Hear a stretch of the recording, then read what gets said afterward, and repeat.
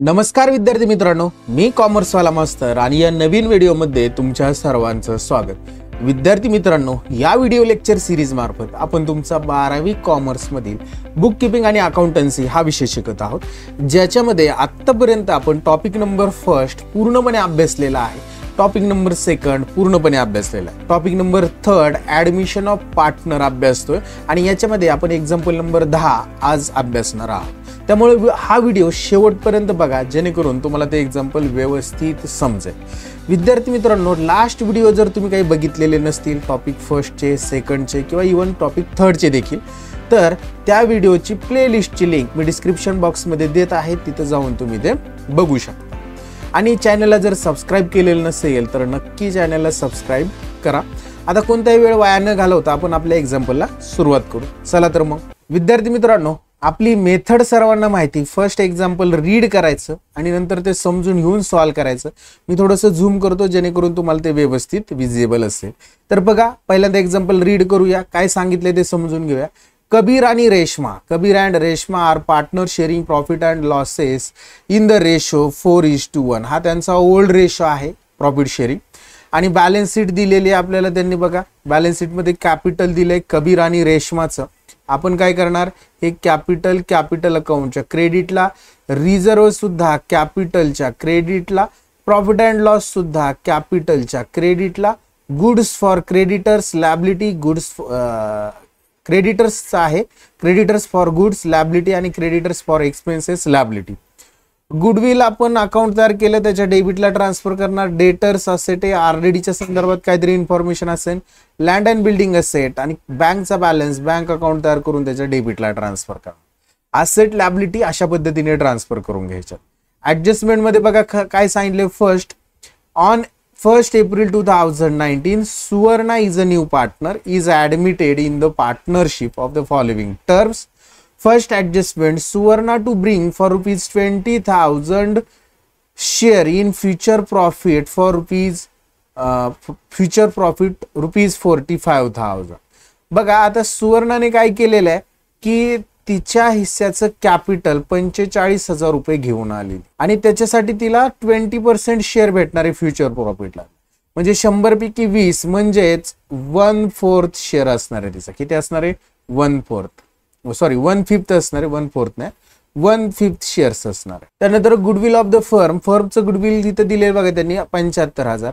आता ही कन्सेप्ट थोडीशी वेगळी, गुडविल जर बॅलन्स शीटला बघितलं तर ते 66,000 आहे आणि ते इथं 75,000 दिले, म्हणजे थोडक्यात याच्यामध्ये इन्क्रीज किती झाली, 9,000 आणि वाढलेले।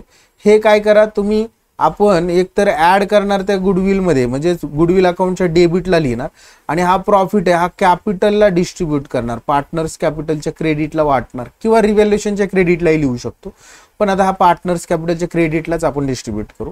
आरडीडी नो लॉंगर रिक्वायर म्हणजे काय, हे 30,000 डायरेक्ट आपण काय करणार, ॲज अ डेटर्स म्हणून आउटरला लिहिणार आणि हे रिक्वायर्ड नाहीत, म्हणजे 3,000 वाचणार आहेत ते रिव्हॅल्युएशनच्या क्रेडिटला लिहिणार। आरडीडी प्रॉफिट आहे। Rent receivable 4,500 is to be adjusted in the books. Rent receivable, rent भेटायचंय, भेटलं नाही, ह्या आपल्याला भेटणार आहे, ऍडजस्टेड करायचं। आणि रेकॉर्डेड असेट आहे, बॅलन्स शीटच्या असेटला लिहायचंय आणि रिव्हॅल्युएशनच्या क्रेडिटला लिहायचं। त्याच्यानंतर कॅपिटल ऍडजस्टेड आहे, करंट अकाउंट ओपन करून ते त्या ठिकाणी ट्रान्सफर करायचंय। कसं करायचं ते मी तुम्हाला सांगेलच। फर्स्टली आपण याची वर्किंग नोट करू, न्यू रेशो कॅल्क्युलेशनची, म्हणून वर्किंग नोटला नाव द्या calculation of new ratio.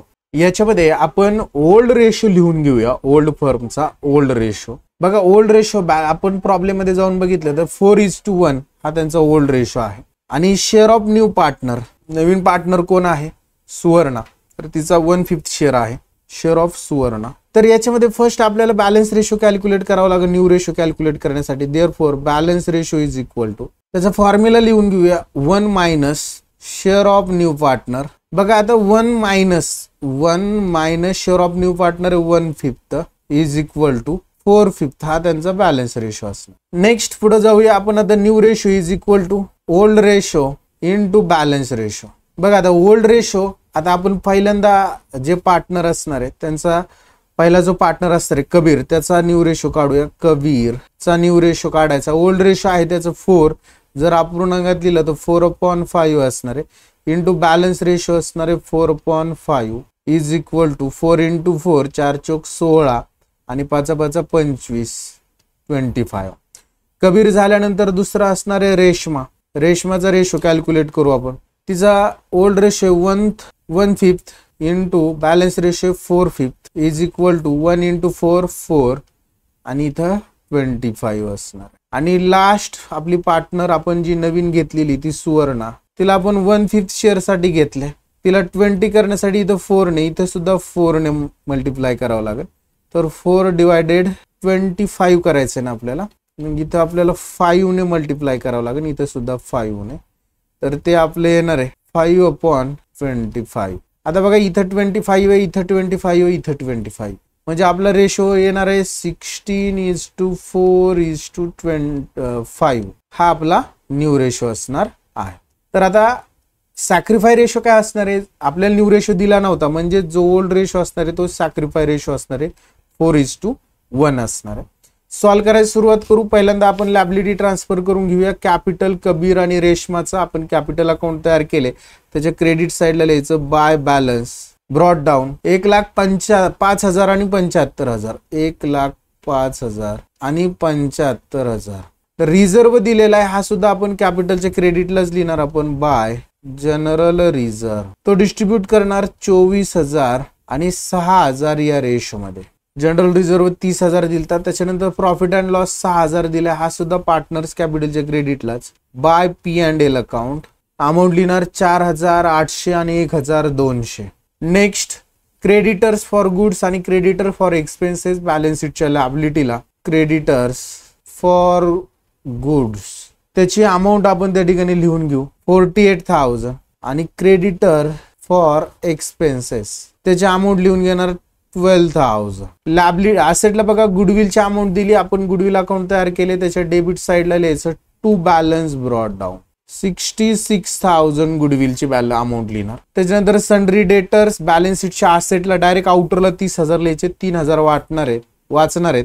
Sundry debtors direct आउटरला लिहिणार 30,000 आणि जे 3,000 RDD नो लॉंगर म्हटले त्यांनी तर 3 नंबरच्या ऍडजस्टमेंट मध्ये वजा होणार नाही, ते आपले फायदा असणार आहे, असेट वाढणार आहे म्हणून रिव्हॅल्युएशनच्या क्रेडिटला बाय RDD 3,000 आता वजा करण्याची गरज नाही, म्हणजे तेवढा फायदा झाला. रिव्हॅल्युएशनच्या क्रेडिटला बाय RDD 3,000 लिहिलं. Next land and building balance शीटच्या असेटला लिहायचं. आपण जाऊया बॅलन्स शीटच्या असेटला आणि त्या ठिकाणी लिहिणार लँड अँड बिल्डिंग. अमाऊंट लिहिणार त्या ठिकाणी ₹1,00,000. नेक्स्ट बँकचा बॅलन्स लिहिणार, बँक अकाउंट तयार करणार, त्याच्या डेबिटला आपण लिहिले टू बॅलन्स ब्रॉट डाऊन लिहूया आणि त्याची अमाऊंट लिहिणार आहोत आपण त्या ठिकाणी ₹83,000 83,000 झालं. आपण काय केलं, सगळ्या असेट ट्रान्सफर करून घेतल्यात ऍडजस्टमेंट मध्ये. सुवर्णाचा शेअर 20% आहे आणि तिने फ्युचर प्रॉफिट साठी 45,000 रुपये कॅपिटल आणले. कॅशच्या डेबिटला लिहायचं टू सुवर्णा कॅपिटल. अमाऊंट लिहिणार 45,000 आणि सुवर्णा कॅपिटलच्या क्रेडिटला लिहिणार आपण by cash oblique bank account आणि अमाऊंट लिहूया 45,000 सुवर्णाच्या कॉलम मध्ये. नेक्स्ट 75,000 गुडविलची व्हॅल्यू झालेली. आता गुडविल बघा ऍक्च्युली होतं किती, आपलं जुनं गुडविल होतं 66,000चं ओल्ड गुडविल होतं sir. Old goodwill. New goodwill किती सर? न्यू गुडविल आहे 75,000. म्हणजे याच्यामध्ये काय झाली, इन्क्रीज किती झालं, 9,000 रुपयांनी इन्क्रीज झालं. या 9,000चं काय करायचं, तर 9,000 आपण पार्टनरला वाटणार, प्रॉफिट आहे. मग गुडविल अकाउंट डेबिट याची एंट्री काय होणार, गुडविल वाढलं, goodwill account debit to old partners capital account, to old partners capital account. आणि ओल्ड रेशो मध्ये 4:1 या रेशो मध्ये 9,000 त्यांना वाटायचे. म्हणजे गुडविल अकाउंटच्या डेबिटला आपल्या सगळ्या ओल्ड पार्टनरची नावं लिहावी लागतील.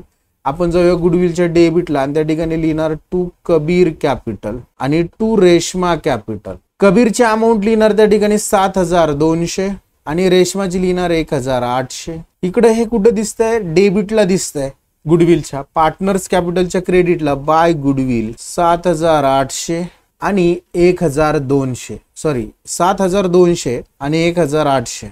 हे गुडविलची वर्किंग करून घेतली. 2 नंबर संपले. 3 नंबर मध्ये RDD आपण केलेलं आहे. रेंट रिसिवेबल 4,500 बॅलन्स शीटच्या असेटला लिहायचंय. रेंट रिसिवेबल असेट वाढली आपली 4,500 रुपये. दुसरा इफेक्ट आपल्या रिव्हॅल्युएशनच्या क्रेडिटला बाय रेंट रिसिवेबल अमाऊंट लिहिणार 4500. नेक्स्ट लास्ट ऍडजस्टमेंट कॅपिटलचं आहे, ते बघूया आपण ज्यावेळेस कॅपिटल अकाउंट वर्किंग करूया त्यावेळेस आपल्याला ते बघता येईल, किंवा आता केलं तरी चालू शकतं. ऍडजस्टेड कॅपिटलची वर्किंग नोट करूया. चला करू लगेच. कॅल्क्युलेशन ऑफ ऍडजस्टेड कॅपिटल अशा वर्किंग नोटला नाव द्या. नंबर 2 ची working note. Calculation of adjusted capital, त्याच्यामध्ये आपलं बघा या ठिकाणी आपण काय काढलं होतं, न्यू रेशो कॅल्क्युलेट केला होता. आपला न्यू रेशो या ठिकाणी मी लिहून घेतो. न्यू रेशो तो आहे 16:4:5. आणि याच्यामध्ये नवीन पार्टनर आहे सुवर्णाज कॅपिटल. नवीन पार्टनर सुवर्ण आहे. Suvarna's capital in a new firm is rupees 45,000 45,000 for किती शेअर साठी बघा 5 शेअर आहेत. किती पैकी 25 पैकी. For 5/25 share 5/25 share. देअरफॉर पहिला पार्टनर आहे कबीर कॅपिटल. कबीरचं कॅपिटल न्यू फर्म मधलं किती असेल तर बघा आता हे 5 हिस्स्यासाठी तिने 45,000 आणलेत, म्हणून 45,000 भागिले 5 गुणिले कबीरचे हिस्से आहेत 16 म्हणून गुणिले 16 केलं तर त्याच्या हिस्स्याला येणारे 44,000 रुपये. 1,44,000 रुपये. 1,44,000. त्याच्यानंतर रेशमाचं कॅपिटल नवीन फर्म मधले सेम करायचं. 45,000 भागिले 5 गुणिले रेशमाचा हिस्सा किती आहे 4 आहे म्हणून गुणिले 4 केलं तर तिच्या हिस्स्याला येणार आहे 36,000 रुपये. आणि तिसरी पार्टनर आपल्याला माहितीच आहे सुवर्णा. तिच्या हिस्स्याचं आपण आता इथं तिने आपल्याला दिलेच आहे 45,000 45,000. हे कॅपिटल त्यांचं नवीन फर्म मधलं असणार आहे. 1,44,000 36,000 आणि 45,000. आपण काय करायचं आपल्या कॅपिटल अकाउंटला बॅलन्स शीटला यायचं. त्या ठिकाणी हेडिंग द्यायचं कॅपिटल अकाउंट. त्याला अंडरलाईन करायचं आणि त्याच्यामध्ये फर्स्ट आपला पार्टनर आहे कबीर 1,44,000 लिहायचं. दुसरी रेशमा 36,000 आणि तिसरा जो आहे सुवर्णा 45,000. असे टोटल कॅपिटल आपण आउटरला दाखवणार 2,25,000. आणि या कॅपिटलचा दुसरा इफेक्ट आपण आपल्या कॅपिटल अकाउंटच्या डेबिटला या ठिकाणी दाखवणार आपण. टू बॅलन्स ब्रॉड डाऊन 1,44,000 36,000 आणि 45,000. आणि आता आपण काय करूया आपलं रिव्हॅल्युएशन अकाउंट क्लोज करू. रिव्हॅल्युएशनची क्रेडिटची साईड मोठी 7,500. तीच डेबिटला लिहिणार 7,500. बॅलन्सिंग फिगर 7,500 राहील. 1 2 तिसऱ्या ओळीला लिहायचं to old partners capital account. हा ओल्ड पार्टनरला वाटणार आहे प्रॉफिट आहे कॅपिटल अकाउंट कंसात प्रॉफिट. त्याला आपण अंडरलाईन करणार. ओल्ड पार्टनर मध्ये पहिला आहे कबीर त्याला 4 हिस्से आणि दुसरी आहे रेशमा तिला 1 हिस्सा. तर अशा पद्धतीने आपण हे 4 आणि 1 रेशो मध्ये जर वाटले तर एकाला येतील 6,000 आणि एकाला येणार आहेत 1,500. हे इकडे डेबिटला आहेत. पार्टनर्स कॅपिटलच्या क्रेडिटला लिहायचं आपण बाय रिव्हॅल्युएशन अकाउंट कंसात प्रॉफिट. अमाऊंट लिहिणार 6,000 आणि 1,500 इथं डॅश. आणि याची अमाऊंट काय करूया आता आपण क्लोज करून टाकू. म्हणजे पार्टनर्स कॅपिटल बघा सुवर्णाचं इकडे 45,000 ने क्लोज होईल. 45 डेबिटला आहेत क्रेडिटला सुद्धा 45 डेबिट क्रेडिट 45 ने क्लोज होईल. इथं रेशमाचं क्लोज करूया 75 6 81 82 83 84 85,500 रुपये. तेच डेबिटला लिहिणार 85,500 रुपये. आणि त्यातनं हे 36,000 जर वजा झाले तर 49,500 रुपये. 1,05,24 29 4 33 34 41 आणि 6 47 1,47,000 क्रेडिट टोटल. तीच लिहिली डेबिटला 1,47,000 आणि त्यातनं 44,000 जर वजा झाले तर 3,000 रुपये बॅलन्सिंग फिगर राहणार आहे. याला लिहायचं to current account. Current account का लिहायचं कारण की त्यांनी त्यांचा बॅलन्स जो असणार आहे तो कुठं ट्रान्सफर करा सांगितले. त्यांनी करंट अकाउंटला ट्रान्सफर करा. आणि करंट अकाउंटला ट्रान्सफर केल्यानंतर ते क्लोज केल्यानंतर त्याचा सुद्धा बॅलन्स तेवढाच होणार आहे आणि तो आपण आपल्या बॅलन्स शीटच्या लॅबिलिटीला लिहितो बघा 8वा पार्टनरशिप फायनल अकाउंट मध्ये करंट अकाउंटचा बॅलन्स. करंट अकाउंट लिहायचं बॅलन्स शीटच्या लॅबिलिटी साईडला करंट अकाउंट. आणि त्याच्यामध्ये आपले हे 2 पार्टनर लिहायचं. पहिला आहे कबीर आणि दुसरी रेशमा. कबीरचं लिहिणार 3,000 आणि रेशमाचं लिहिणार 49,500. टोटल आउटरला लिहिणार आपण 52,500. झालं, कॅपिटल झालं. गुडविल अकाउंट क्लोज करूया. गुडविलची बघा डेबिटची टोटल असणार आहे 75,000. क्रेडिटला तेवढेच येतील 75,000. वजवण्यासाठी काहीच नाही, 75,000च बॅलन्सिंग फिगर असेल. याला म्हणायचं बाय बॅलन्स कॅरीड डाऊन. आणि हा बॅलन्स शीटच्या असेटला गुडविल म्हणायचं. गुडविल अमाऊंट लिहिणार 75,000. आणि त्याच्या खाली कॅश ऑब्लिक बँकचा बॅलन्स लिहूया आपण. कॅश ऑब्लिक लिहून ठेवूया, नंतर बॅलन्स काढू. बघा आता कॅश अकाउंटला जाऊया.